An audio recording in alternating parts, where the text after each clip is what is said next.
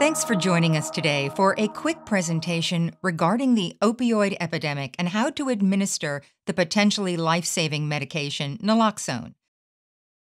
When you encounter a patient who is unresponsive and you suspect potential opioid overdose, you will attempt to stimulate the patient, alert emergency medical services.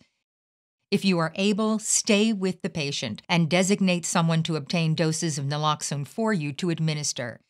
If you must, due to timeliness or unavailability of another person, leave the patient and obtain doses of naloxone.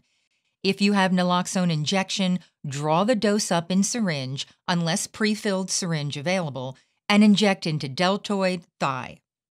If you have the nasal spray, peel the back covering off to get it out of the packaging. Place your thumb on the red plunger and your index and middle fingers on either side of the nozzle. Insert the nozzle into the person's nostril until the backs of your index and middle fingers touch the patient's nostril. Then press your thumb upwards on the plunger, thereby releasing the medication into the patient's nose. The medication will absorb across the mucous membrane. It does not require the patient to be breathing or inhaling to work.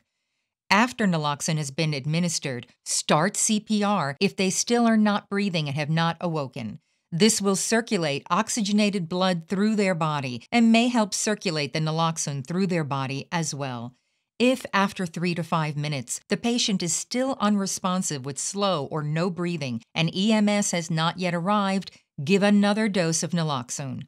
Once the patient has started breathing again, place them in the recovery position on their left side. This allows the airway to be cleared and prevents the patient from choking if they should vomit. The arm supports the head, and the leg prevents the body from rolling either way.